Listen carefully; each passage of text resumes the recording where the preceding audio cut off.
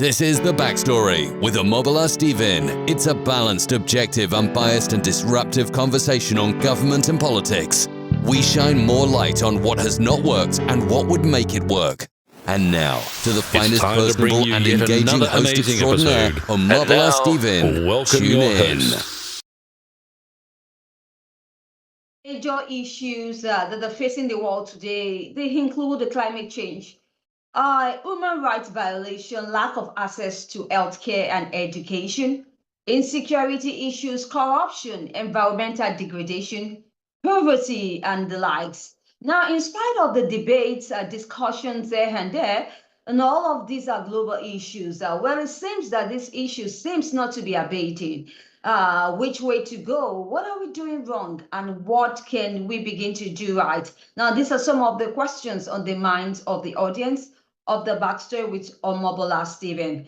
Now, on The Backstory, we focus on what has not worked and what will make it work with professionals who are adepts in the topics of government and politics, with the subtopics like the society and culture, science and technology, the environment, and also the economy. We have disruptors who have the mission or whose sole mission is to offer disruptive yet constructive mindship conversations on these topics that will pivot the positive changes the world needs in general. The podcast Make a Set, and I'm your host, Omobola Stephen. Welcome to The Backstory with Omobola Stephen. Thank you, Dixiane Hallaj, for joining me on the show today. Now, Dixiane Hallaj is a women's fiction writer, a publisher, and also an editor. Thank you once again. Good to have you on the show. Thank you. And thank you for this opportunity. Right. I appreciate your time and looking forward to how you can best serve the audience as you can as we explore, especially on the important takeaways of the book, Unfolding the Arab-Israeli Conflict, that was authored by your late husband. Now, the first question is, there had been 19 months of cruel and inhumane siege, which is evidence of Israel's genocidal intent in Gaza. Now, we also know that there's been also, for the past 2 months, there have been the blocking of the entry of supplies that are critical for the survival of the population. So, do you think this is a flagrant violation of international law and human rights? Yes, of course.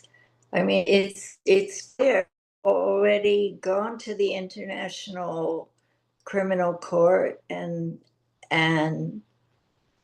it's clear that what they're doing is a violation of international law.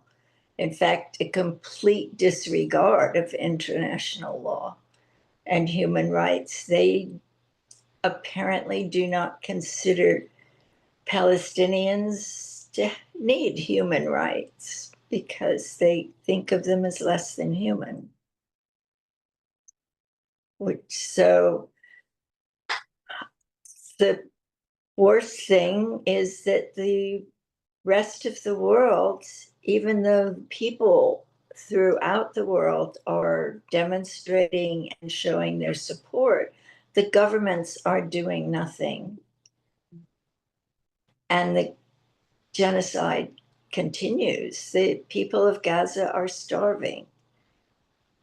They're dying of wounds that they should not die from because of lack of medical equipment and supplies.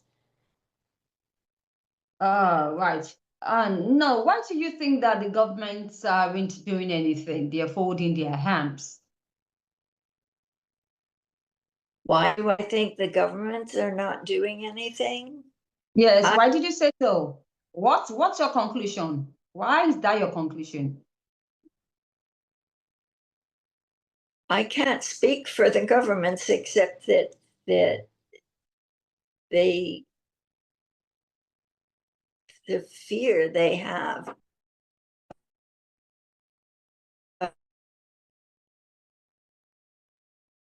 really change the meaning of the word to be anything criticizing the state of Israel.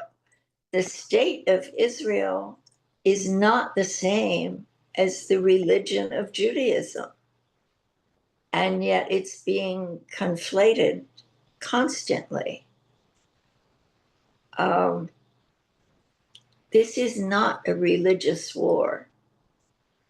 This is a war over land.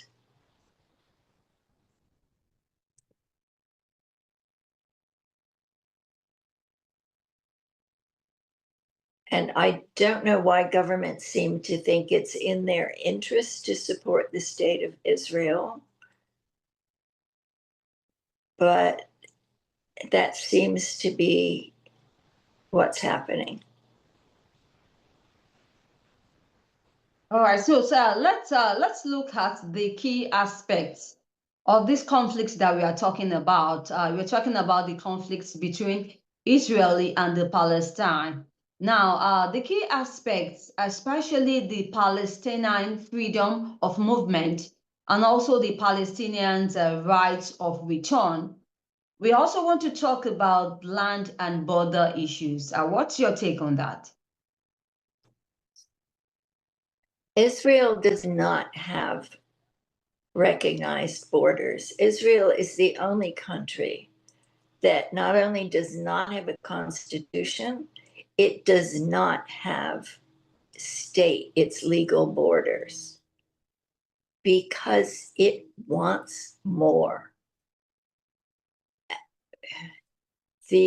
Since the beginning of this, which of course started with the concept of Zionism with Theodor Herzl in 1894.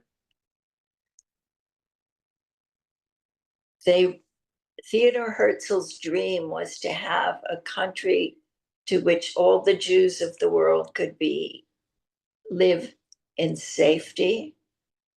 And they said a Jew cannot, his idea was that a Jew could not live safely among Gentiles. And since they have been doing so for centuries,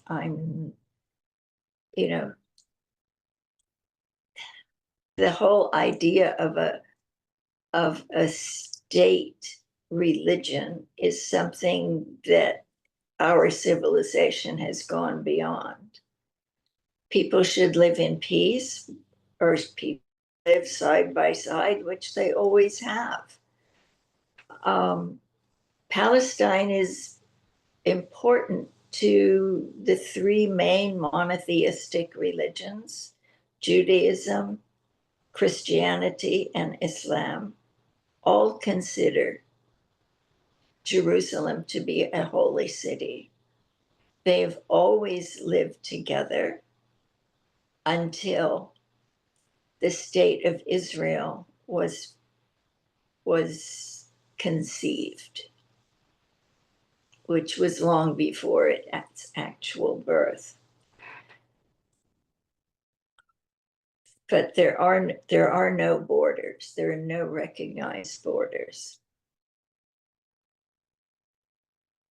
Right. Now, in terms of the freedom of movement of the Palestine and also the Palestine's right of return, what will you say to this?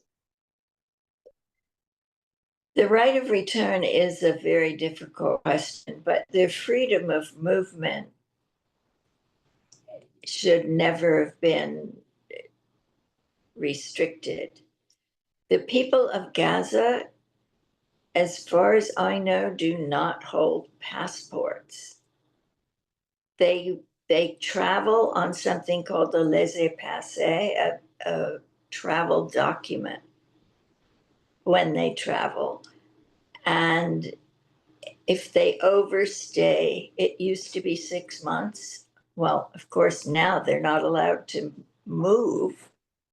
They're not allowed to cross the borders at all. But when it was more open, they could leave for 6 months. And if they didn't come back within that time, then they would lose their residency privileges. And they would remain stateless wherever they were. They had no state. They had no passport. They had no citizenship, which is a basic human right to belong somewhere.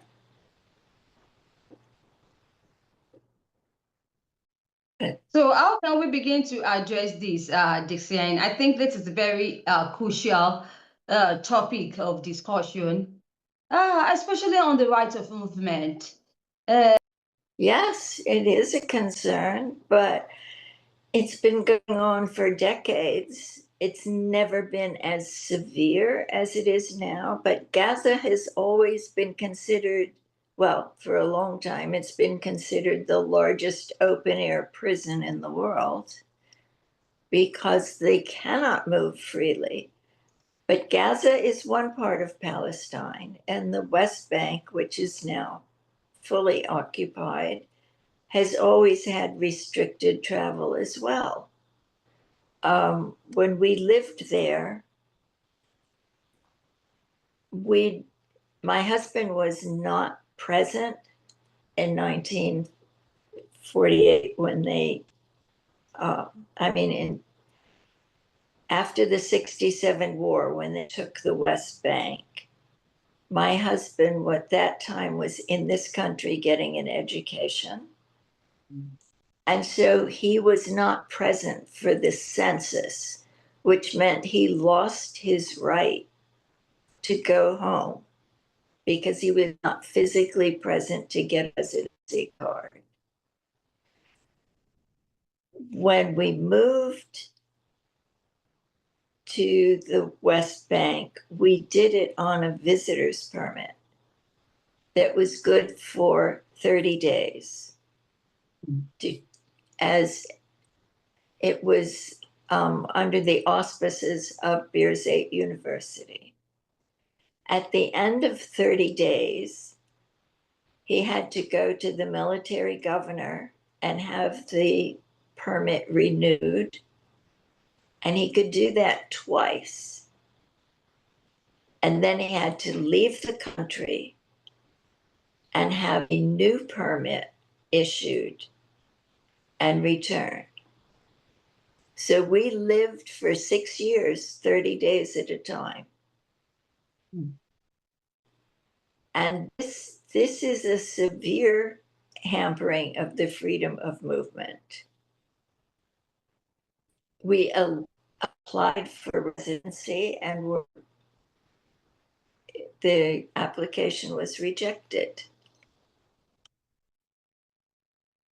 And the Israeli soldier that told him that the application had been rejected was from Poland. And he had full rights in Israel. My husband, who had been born and raised there, had no rights. We came to this country on a sabbatical. And when the university applied again to have him get a visitor's permit to return to the university, it was denied. And we weren't able to go back. And we were stuck here. And I must admit that being stuck somewhere, the United States is not a bad place to be stuck, but it was not our choice. It was not the plan.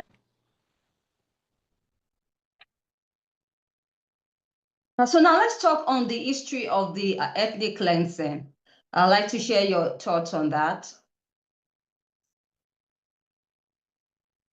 When the British, when the Ottoman Empire that had controlled Palestine and great swaths of the Middle East, when it lost in the First World War, the British and the French divided their holdings in the Middle East between them. And the British made sure that they controlled Palestine, because at the time, India was the crown jewel in the British Empire. And the Suez Canal was the way to get to India. So the British made sure that they controlled one side of the Suez Canal. So they had a mandate over Palestine, and the mandate was supposed to prepare the population for independence. And of course, it did not. Instead, they issued the Balfour Declaration that promised the Jews a homeland in Palestine. And the term homeland was deliberately vague. The people that were pushing for a Jewish state interpreted that to mean a nation of its own. But the Palestinians were a bit naive, and they said, you know, of course they're welcome here, but they did not realize the extent to which that would be taken. They figured people can live side by side. If they want to come here, they can come here. There have always been Jews and Christians and Muslims living in Palestine. However, the British, during their mandate, allowed free access, and Jews were encouraged by all means to come and settle in Israel. And they soon began to try to terrorize the population, so that by the time the United Nations decided to partition it, they had already extended their reach, and they had terrorized the population, which was largely rural subsistence farmers. And by massacres and other means. So the Nakba, 750,000 Palestinians, which was approximately half of the population, were driven out of their homes. And they left carrying the keys to their houses, and in some cases the deeds to their houses, thinking, we'll be back in a couple of weeks. The politicians, the people in charge, they'll figure it all out, and then we can go home. Well, it's now 76, 77 years later, and we all know they're still in camps, many of them. So that was the first ethnic cleansing. And the people who lived through it knew that it wasn't the end. They realized that what Israel wanted was the land without the people. Mm-hmm. And they continually have been expelling people, killing people, making their lives unhappy and miserable, and grabbing more land. Now, in terms of grabbing more land, it's just as synonymous to the expansionism of the State of Israel, which we are also experiencing at the moment. So what's your take on that as regards the expansionism of the State of Israel? Recently, we learned from the Israeli media that it was approved by the State Security Cabinet. Right. They are starving what remains of the Gaza population. They are making the West Bank, life in the West Bank, miserable with constantly attacking. But even in the best of times, when we were there, it was relatively calm. But I remember the house that we lived in was at the bottom of a hill, and the Israeli soldiers had set up an encampment at the top of the hill so that they could, obviously the high ground, you can see more, you can control more. And since that time, the top of that hill has turned into a full-blown settlement. First, the army has an outpost, and then settlers come, and they have to expand their territory to protect the settlers. And then more settlers come, and it just blows up. And there's constant violence between the settlers and the people who own the land. They harass them when they go out to, if it's farmland, if they go out to harvest or do something, they're constantly harassed, sometimes shot at, sometimes abducted. And if they don't farm the land, then it's confiscated as unproductive land, and they can confiscate it because nobody's farming it. And they make their own rules. People can be abducted and held under administrative detention for years with no charges against them.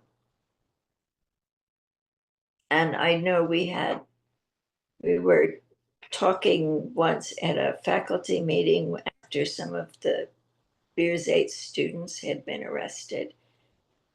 And one of the American professors who had come over this day said, well, they get a phone call, don't they? Why haven't they used their phone call to tell people where? Which was very naive, because no, they don't get a phone call. They don't see anyone. They don't have any rights, and they can be held under administrative detention. Or they can be released, or they can be beaten and then released. I mean, there are no rules. There's no such. Go ahead. Right, Dixiane, Palestinians, the Palestinians, they've continued to face academic repression. Undoubtedly, you are aware of this development, including suspensions, dismissals, and even arrest.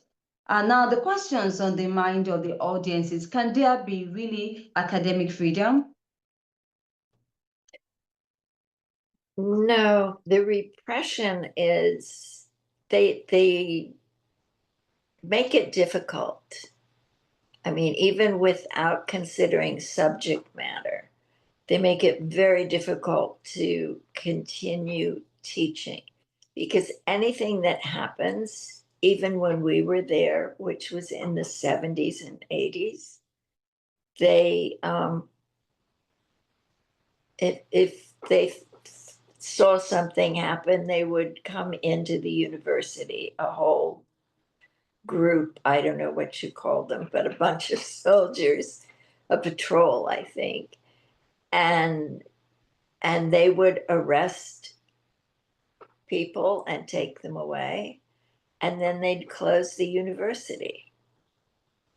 and they could close it for a day or a month, or at one time 2 months.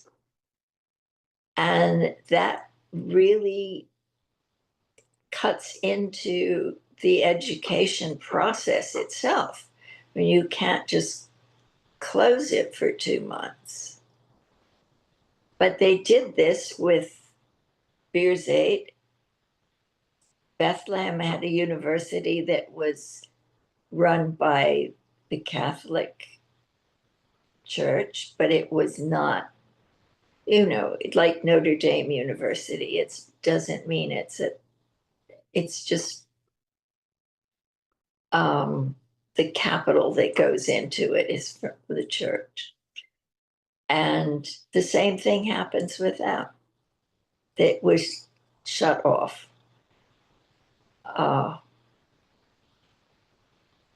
Students can't, when they get a degree, sometimes they can't even practice what they're trained to do because they can't leave the country. There's very limited opportunities. And now Israel has learned that it can go further than closing. It can actually bomb the universities, and nobody says a word. I mean, they don't face any consequences for their actions. Now, Dixiane, this is really so worrisome, especially to the audience. How can we begin to tackle this? Because I believe that education is very important for every one of us. Now, when we are depriving each person of receiving the right formal education, that is going to broaden their intellect and also give them much more exposure about themselves and also the environment. How can we begin to address this issue? Because as you said earlier, the government seems to be folding their hands on this ugly development. Yes. And the Palestinians are the most educated group of people in the Middle East, and their ratio of PhDs to their total population is higher than, I think it's like the third highest in the world. And it's because everything was taken from them. When they left with what they could carry on foot. And the only thing that wouldn't be taken from you, can't be taken from you, is your education. And they're very strongly oriented that way. And it means a lot, because you're right, that broadens your horizons. And even if you're limited physically, it gives you breadth and knowledge that is never wasted.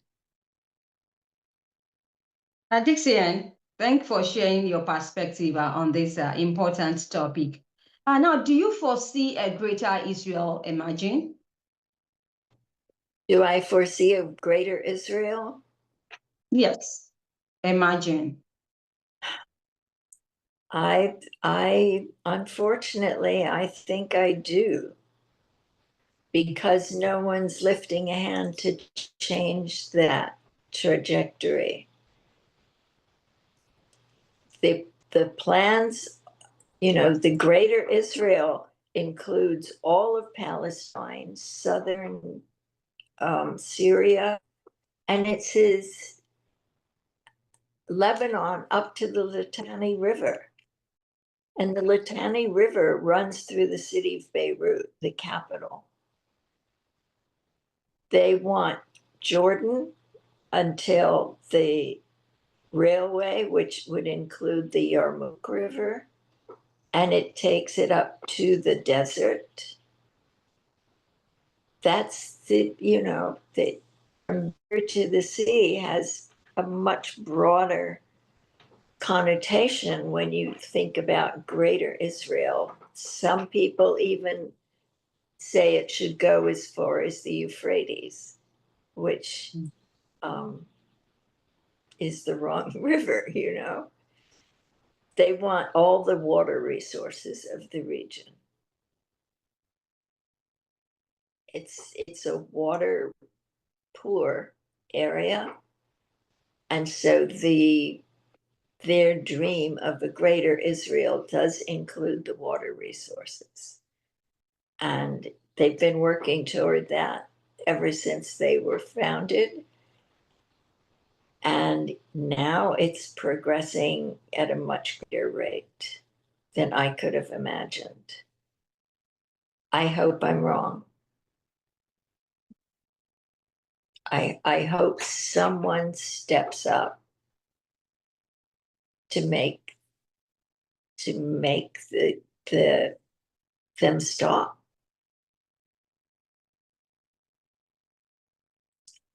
I don't see that. Yes, let's talk a bit about the book Unfolding the Arab-Israeli Conflict, which was authored by your late husband. It presents the history of this problem that we highlighted from a Palestinian viewpoint. Can we have your point of view and also the important takeaways? Right. The book, after his death, I took a long time to be able to go through the papers that he'd left behind. And this was a completed manuscript that he had written.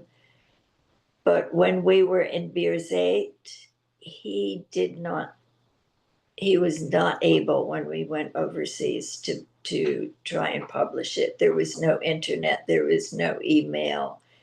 It just would not have been possible. And then it wouldn't have been a good thing to do. So I read it after October 7th, when I was just so depressed by what was happening in Gaza.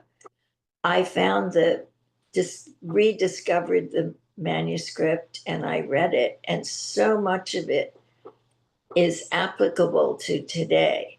And it lays these things out of what the aims are of Israel. And it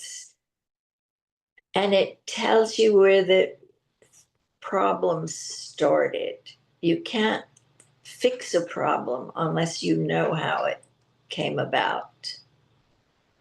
And I'm hoping that this will give people a greater perspective of how it started and the gravity of the injustice that has been done to the Palestinian people. And it's heavily footnoted because he didn't want anyone to say, well, that's just the ravings of of one man, but it's not. Most of his quotes come from UN officials and other people who are not in have a horse in that race, so to speak. So they would be more neutral. And along the way, he also puts in things that happened to him personally and that he spoke to, and he wrote it once he had a PhD in political science. He later became part of the Palestine National Council. And so he had the experience and the scholarship to write this kind of a book. And so I just published it last November. Good to know. So how can we get the book? It is accessible in which bookstores. You can request it from your local bookstores, but you can also get it off of Amazon or bookshop.org. But you can request it if you walk into a Barnes and Noble and request the book, they will order it for you. It's available. All right, Dixiane, do you have any other important project you think is going to add value to the audience, or any important information you like to share and you believe that the audience are going to benefit from it? You can share that if you have any. Thank you. Although you introduced me as a fiction writer, and that's true, I've written 4 novels, 2 of which are based with a refugee family in Palestine, because I find out the people will read novels more than they'll read nonfiction, or it's a different audience. And I've also published a memoir of Breakfast in Palestine that is a food memoir. It's based around the different foods and that were breakfast foods, and told of how I went as a young bride and the problems of a new culture, a new language, a new family. That's also available from Amazon. Right, good to know. Thanks for sharing that information with the audience, Dixiane. We like to connect with you. We want to learn more about you, about your books, your projects. Can you share your website and your social media handles, if there is any? Well, my website, dixianehallaj.weebly.com. Also sagetbooks.com, which is mainly for my husband's work. And my social media is pretty much confined to Substack. I have a Substack called Palestine Perspective. And I publish a newsletter that anyone can subscribe to. And the newsletter really takes things that, from my husband's works, that are applicable today or connect with problems today. Published a magazine 40 years ago, and the things he said in it are things that should, engage today's reader just as much as it did then. So in my Substack, you can find me as Palestine Perspective, or just my name, Dixiane Hallaj. That would work. Thank you. Thank you so much, Dixiane Hallaj. We really had a great and worthwhile time having this discussion with you, especially as highlighting the Israel's genocidal intent in Gaza. We also look at the important lessons to be learned at such a time as this, especially critical in the global space. We continue to have this kind of discussion, especially for our upcoming generation, as it's very, very important for them. I believe that changes can only happen when we begin to effect changes and also anticipate changes indeed. Thank you once again, Dixiane Hallaj. You are a women's fiction writer, also a publisher and an editor, and we were able to look at the book that was authored by your late husband, Unfolding the Arab-Israeli Conflict. Yes. And we were able, yes. Thank you so much for sharing that with the audience. Thank you. We really had a great time indeed. I sincerely, from the bottom of my heart, and on behalf of the audience of the Backstory with Omobola Stephen, wish you best of luck in this book project and in all the projects that you will be embarking upon in the nearest future. God bless you Thank for you. your work and for your effort. It's been like, Thank well, you. it's been, yes. Thank you so much once again. It's been the Backstory with Omobola Stephen. I'm your host, Omobola Stephen.